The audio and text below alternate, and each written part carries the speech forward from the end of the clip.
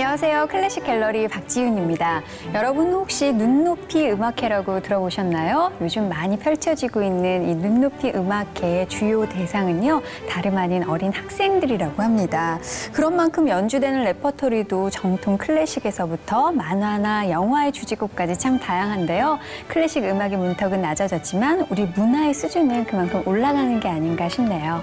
자, 클래식 음악에 한 발 더 다가서는 시간 클래식 갤러리, 오늘도 기분 좋게 문을 열겠습니다.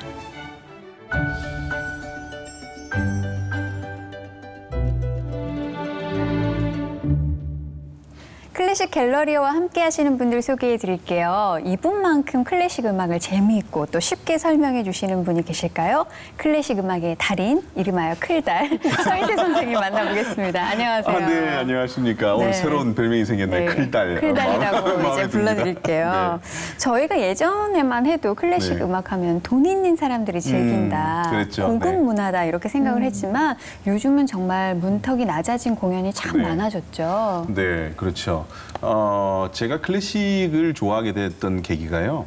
옛날에 뉴욕 필하모니라고 좀 기억이 되는데, 레너드 번스타인이라는 지휘자가 이렇게 음악을 천천히 설명해 주면서 이 부분이 이런 걸 표현하고 있고 이걸 표현하고 있고 작곡가는 이런 의도로 이런 부분을 썼고 너무너무 편하게 설명을 하면서 또 재밌게 설명하면서 했던 그런 청소년 음악회가 있었어요.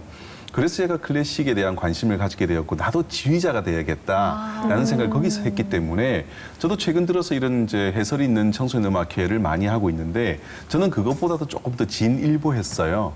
사실은 제가 좀 독특한 음악회를 많이 만들었었거든요. 어떤 거예요? 예를 들자면은 아이들이 떠들어도 화내지 않는 음악회. 좋네요. 저도 아이가 있다 보니까 아이를 주제로 하는 무슨 오페라 음악제가 있었는데 네. 주요 관객은 한 4, 5살이죠. 네. 하지만 그 4, 5살 아이보다 제가 더 즐거워하고 돌아왔거든요. 정말 눈높이를 낮추니까 음악이 네. 쉽더라고요. 그럼요, 네. 그럼요. 저희에게 필요한 건 그런 음악회가 아닌가 이런 생각을 해봅니다. 네.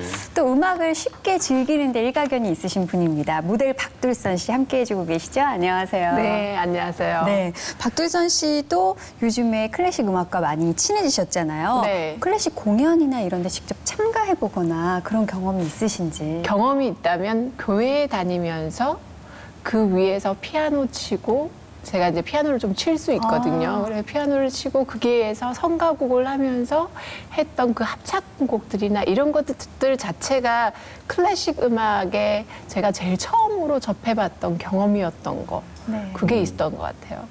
어떻게 보면 어린 시절에 가장 클래식 음악을 쉽게 입문할 수 있는 게 또 교회이기도 찬송가죠, 하네요. 찬송가. 예. 네. 그리고 또 두렵지도 않고 친구들과 함께 하다 보니까 그럼요. 그게 사실 그때 당시엔 클래식 음악인지 모르잖아요. 네, 네. 그리고 피아노 이렇게 추는 건반 자체도 우리가 성가곡이라고 생각했지 클래식이 아니었는데 크고 보니까 그게 클래식 음악이더라고요. 네. 그렇게 어린 시절에 경험하는 것이 나중에 커서도 문화생활을 즐기는 데 참 많은 영향을 미칠 텐데요. 이렇게 쉽고 재미있고 좋은 공연들이 좀 많이 생겼으면 좋겠습니다. 네. 쉽게 클래식 음악을 즐기는 또 다른 방법이죠. 클래식 갤러리와 함께 하시는 겁니다. 오늘은 또 네. 어떤 음악을 쉽고 재미있게 풀어갈지 서희태 선생님 어떤 곡인가요? 네, 오늘은 오보에 연주곡을 준비를 해봤는데요. 네. 오보에 연주곡 하면은 제일 많이 떠오르는 곡이 바로 이 곡이라고 생각되는데, 가끔 제가 제목을 말씀드리지 않잖아요. 이 곡은 제목을 말씀드리지 않아도 아마 많은 분들이 아실 것 같아서 정말 말씀드리지 않고 한번 들어보려고 하고요. 영화의 OST로 사용이 되었죠. 영화 미션의 OST였고 또 어떤 예능 프로그램에서 합창단 프로그램을 할 때 이 곡을 불러서 또 유명해졌던 곡이고요. 네. 또 오보에의 섬세하고 서정적인 그런 특징을 정말 잘 대변하는 오보에의 명곡 중의 명곡 들어보겠습니다. 네. 제목이 오보에 들어가지 않나요? 들어가죠? 네. 많은 분들이 합창단 얘기부터 네. 고개를 끄덕이셨을 것 같은데요. 선생님께서 제목과 관련된 핵심 키워드는 다 말씀해 주셨으니까 재미있게 떠올려 보시면서 이 곡 감상해 보시기 바랍니다. 김유식 님의 오보의 연주로 함께 감상할게요.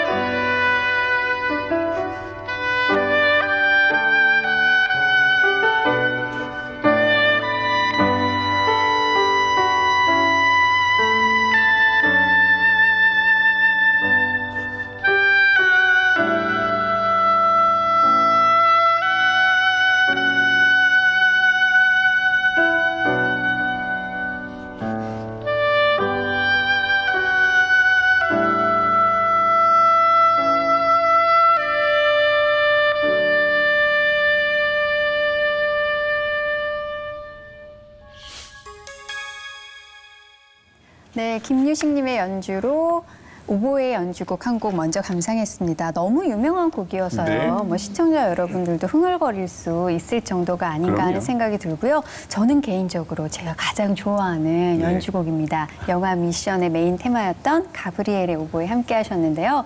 박툴선 씨의 감상도 궁금해지네요. 네, 전 처음에 여기 들어오게 이 미션 음악이 뭐죠? 이랬는데 음악을 딱 보고 네. 그 장면이 이렇게 딱 펼쳐지는 그쵸, 거예요. 지나가셨죠? 네. 네. 그래서 이 음악이랑 영상의 그 영화의 스토리랑 매치되면서 정말로 마음에 조금 더 안식함과 따뜻한 그 사랑이라는 부분이 느껴질 정도로 네, 네. 이 음악이 유명하잖아요. 그럼요. 이 곡은 어떤 한 사람의 선교사의 정말 실화를 바탕으로 했기 때문에 더욱더 감동적인 그런 영화였는데,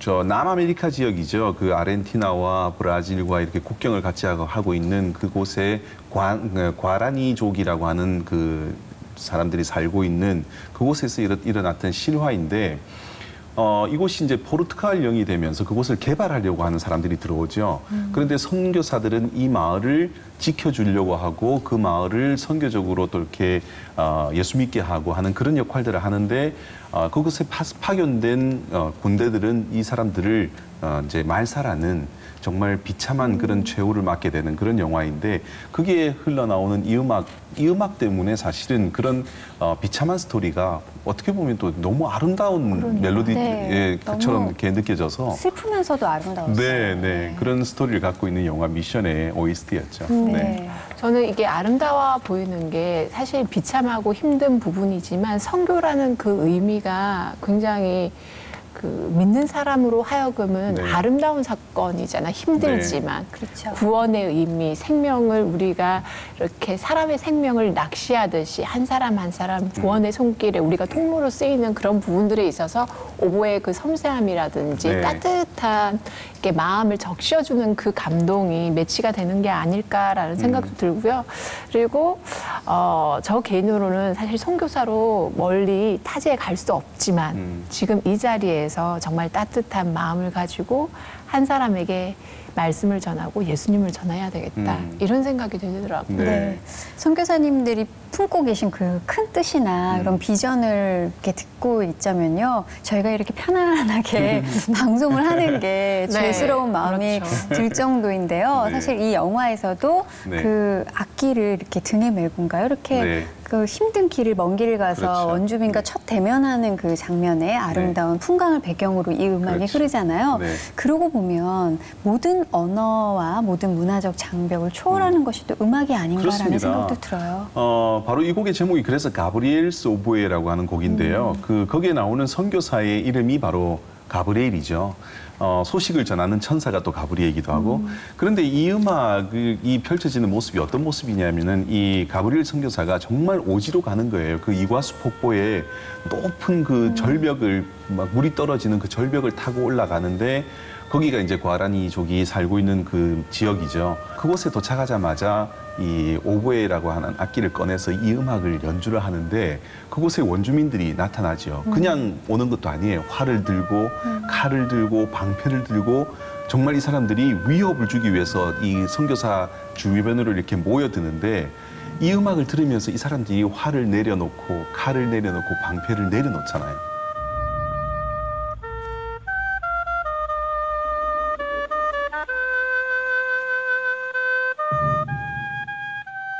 그러니까 그 음악의 힘이 얼마나 위대하냐는 거죠. 이렇게 음악을 통해서 내가 당신들과 싸우려 온 것이 아니다. 나는 당신들과 친해지고 싶다는 것을 그들에게 이해를 시켰고, 그게 그들에게 마음에 받아들여졌기 때문에 이 선교사 가브리엘을 자기의 마을로 데리고 가게 되는데, 그러니까 우리가 무조건 이렇게 강하게만 하는 것이 좋은 것보다는 정말 음악을 통해서 또 새로운 접근 방법을 생각한다면은 지금 이 시대에 훨씬 더 큰 그런 선교의 사명을 감당하는 그런 길이 생기지 않을까 하는 그런 생각도 이 음악을 통해서 했어요. 제가 예전에 시스테마라고 약간 섬기는 제가 모델로서 워킹을 가르쳤던 적이 있어요. 네, 네. 이제 뭐 물질적인 것들을 받지 않고. 근데 그 근원이 오케스트라였어요. 그러니까 어려운 아이들이 할렘과 같은 그런 곳에서 있는 아이들을 모아서 음악을 가르쳐서 그 아이들에게 꿈을 가르치고 생활의 따뜻함과 사랑을 가르쳐서 그 오케스트라가 변화되면서 아이들의 삶이 변화되고 그 사회가 변하더라고요. 그 힘은 정말 놀랍더라고요. 네. 음악이 가진 위대함은 정말 일일이 언급하기 힘들 정도인 것 같습니다. 그만큼 이 가브리엘의 오보에도 아름다운 선율로 많은 전 세계인들에게 감동을 또 전해줬는데요.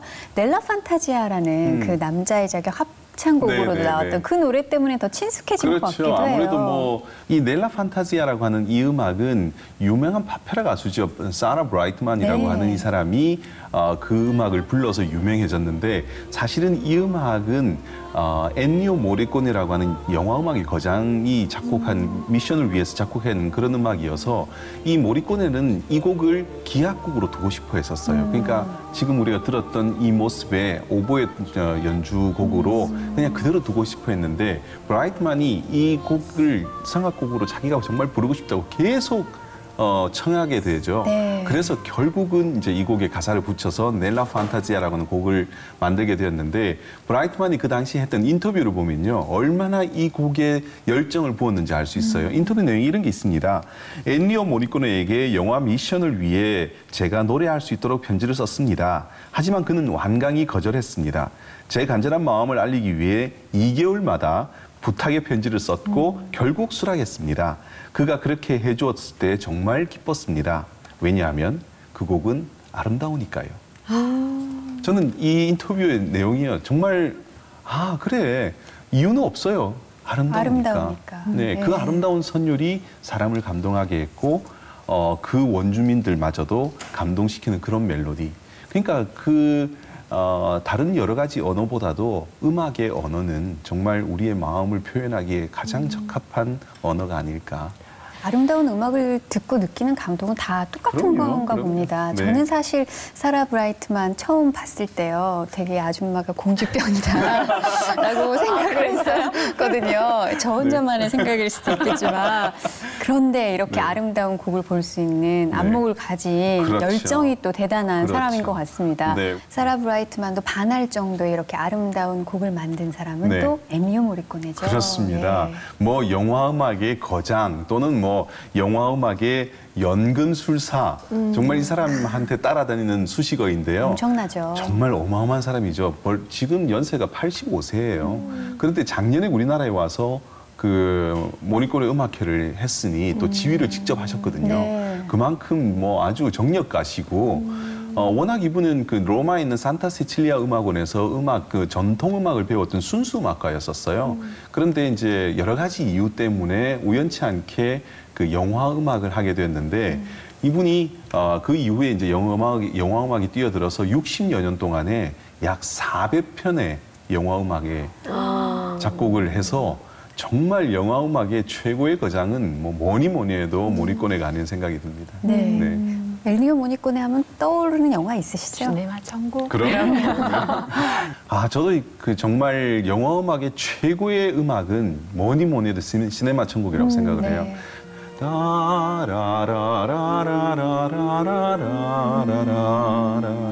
정말 어떤 장면에도 이 음악이 잘 어울려서 정말 그렇기 때문에 이 음악이 정말 최고의 영화 음악이 아닐까. 그래서 모리코네의 힘이 바로 여기서 느껴진다는 생각이 들어요. 모든 세상을 살아가면서 느낄 수 있는 감정이 다 들어가 있는 것 같아요. 그래요. 그 멜로디 네, 안에. 네, 네. 예, 기쁨도 슬픔도 사랑도 네. 아픔도 다 있으니까 그 영화에도 어떤 그렇잖아요. 장면에도 다 그 시네마 어울리죠. 천국이라는 영화를 봐도 네. 그렇고 그 자전거를 타고 갈 때도 그 음악이 나오는데 정말 저는 그 영화를 너무너무 좋아해요. 네, 오늘 이 음악도 찾아서 들어야 되겠는데요. 네. 음악의 친화력, 또 감동이 주는 힘을 다시 한번 느끼게 해주는 곡 가브리엘의 오보에 만나봤는데요. 전 사실 이 곡을 제일 좋아하는 이유가 제가 오보에 연주를 조금 했었거든요. 네. 취미로. 그래서 이 곡을 한번 연주한 적이 있습니다. 공개석상에서. 지금도 하시나요? 아니요. 네. 굉장히 그 곡을 연주했을 때 사람들이 오보에란 악기가 이렇게 슬픈 줄은 몰랐다며 제 연주가 굉장히 처절했겠죠. 이사 갈 때만 챙겼던 악기를 다시 한번 꺼내보고 싶게 만드는 오늘 그런 시간이기도 했습니다. 자, 계속해서 두 번째 곡을 만나볼 시간인데요. 역시나 오보에 곡이죠. 그렇습니다. 바로크 시대를 대표하는 작곡가 세 사람을 꼽자면은 뭐니 해도 박, 핸델, 비발디 이 세 사람을 꼽을 수밖에 없잖아요. 네. 그 세 사람을 뭐니 해도 그 우리가 바로크의 주류 음악가들이라고 얘기할 수 있는데 그렇지만 토마소 알비노니라는 작곡가도 있어요. 비발디와 같은 시대에 베네치아를 무대로 이제 활동을 했던 사람인데 혹시 들어보셨어요? 저희가 들어봤다면 좀 더 이상할 것 같은데요. 아직 못 들어봐서 네. 여기 있습니다. 그런데 아마 여러분 이 곡을 듣게 되면 이 곡 하고 얘기할 수밖에 없는 정말 명곡이고요. 그래요. 바로 토마스 알비노니가 작곡한 아다지오라는 곡인데 워낙 이 곡은 그 오르간과 현을 위한 아다지오인데 오늘은 오보의 연주를 한번 감상해 보시죠. 네. 과연 이 곡 역시 저희에게 친숙한 곡이 맞을지 만나봐야겠죠. 역시 오보의 연주가 김유식님의 연주로 만나보겠습니다. 토마소 알비노니의 아다지오 함께 감상해 보시죠.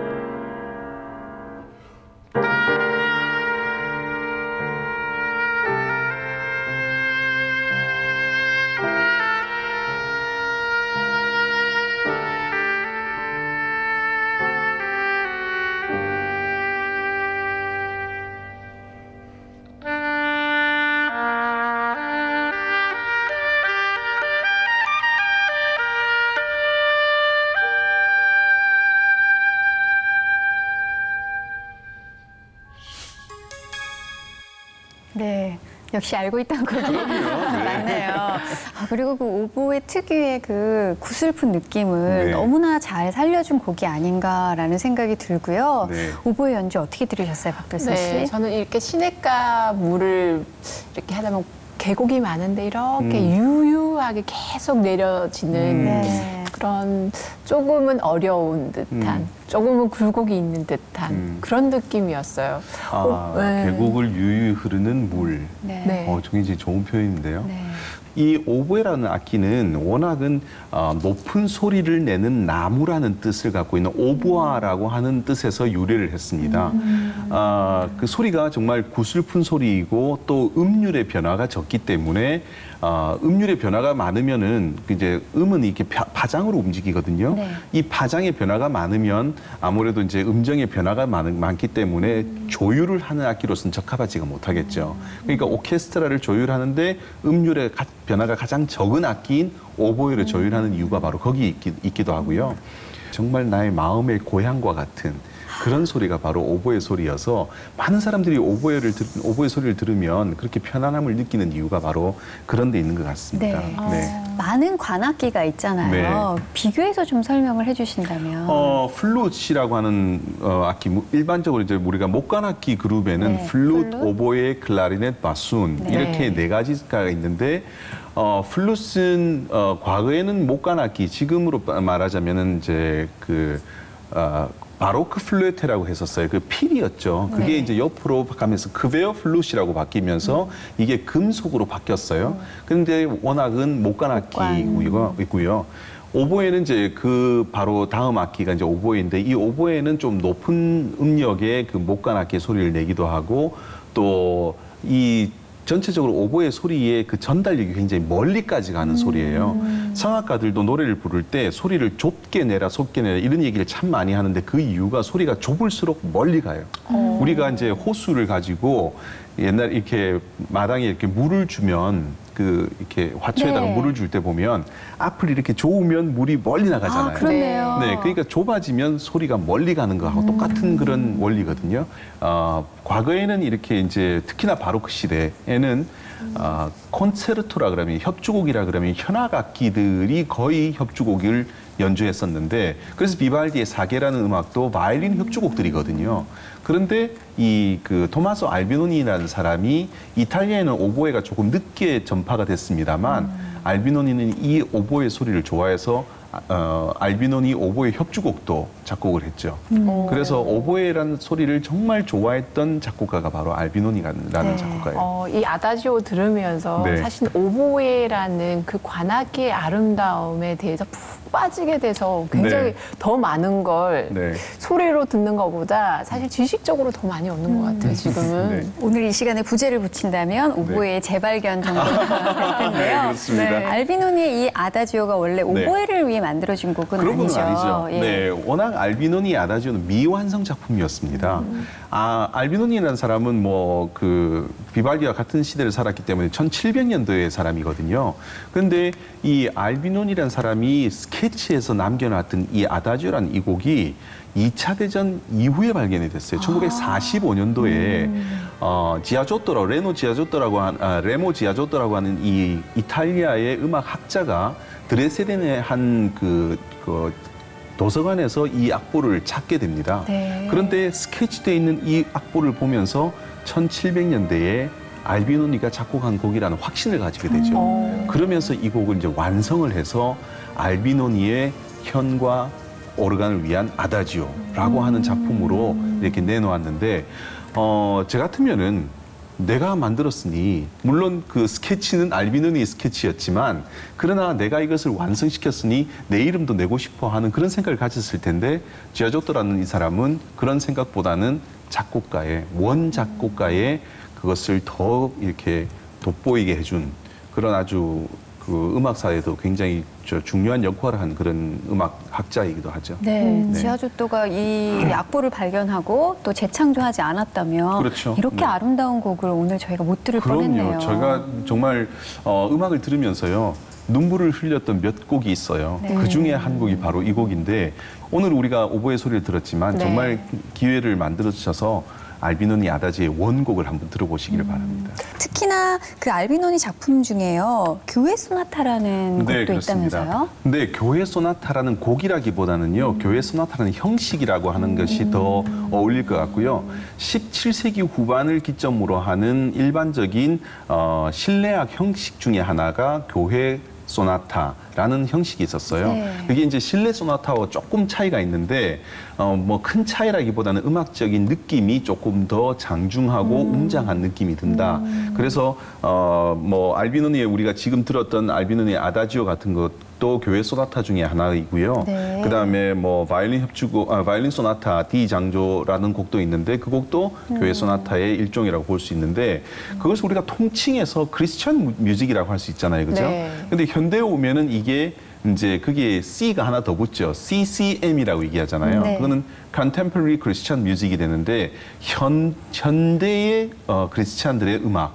그래서 이게 그때부터 해서 지금까지 그런 음악들이 발전해 오는 거기 때문에 지금 와서 많은 사람들이 CCM이 교회에서 불려져야 되느냐 또 예배에는 CCM이 어울리지 않느냐 이런 논란도 있잖아요.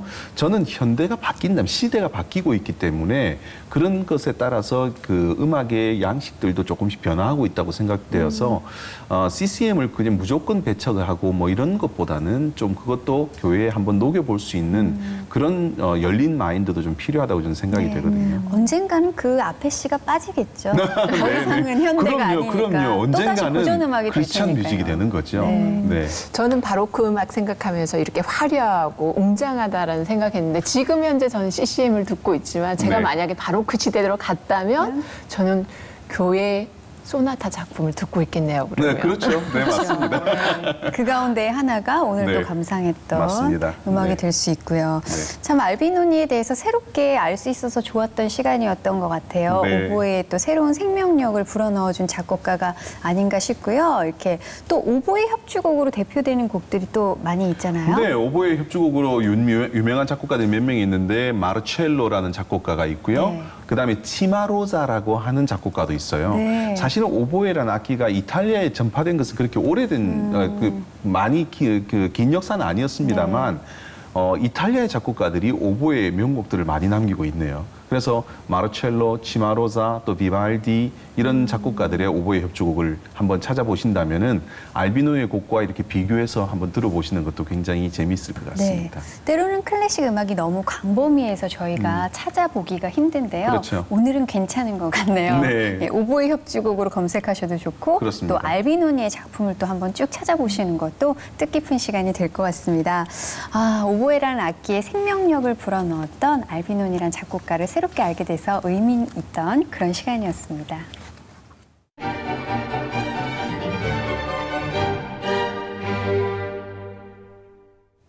네, 오늘은 사람의 마음을 움직이는 악기라고 불러도 좋을 만큼 저희에게 큰 마음의 울림을 가져다 주었던 악기 오보의 연주곡 두 곡을 들어봤습니다. 저는 개인적으로 참 행복했는데 두 분은 어떠셨어요? 뭐 워낙 연주해봤던 악기여서 네. 더 친숙하셨을 거라 제 생각되는데. 연주랑 참 다르네요. 그러셨어요? 오보에라는 악기 소개하는 것도 참 의미가 있었고요. 네. 바로크 시대의 작곡가 하면은 뭐니 뭐니 해도 우리가 뭐 바흐, 핸델, 비발디만 생각하지만 네. 그 뒤에 숨겨져 있었던 알비논이라고 하는 작곡가를 또 우리가 소개할 수 있는 시간이어서 저한테는 더 의미가 있는 시간이었습니다. 네, 박들선 씨는요? 네, 전 소라를 귀에 살짝 대면 네. 느껴진다는 그 오보의 소리가 마음에 딱 남는데요. 네. 오늘 귀가 너무 행복하고 마음이 행복했습니다. 네. 네. 귀가 고향으로 돌아가 그런 느낌 시청자 여러분들도 네. 느끼셨을 텐데요. 사람의 행복이 참 마음먹기에 달려있다는 얘기를 많이 하잖아요. 우리의 행복 주권은 어쨌든 하나님께 계시는 거니까 하나님의 마음을 감동시킬 수 있는 그런 삶은 어떤 삶일까 하루하루 연구하시면서 살아가시다 보면 행복이 저절로 따라오지 않을까 하는 생각이 듭니다. 다음 이 시간에 또 저희는 여러분에게 행복을 가져다 드릴 음악 가지고 다시 찾아뵐게요. 함께해 주신 여러분 고맙습니다.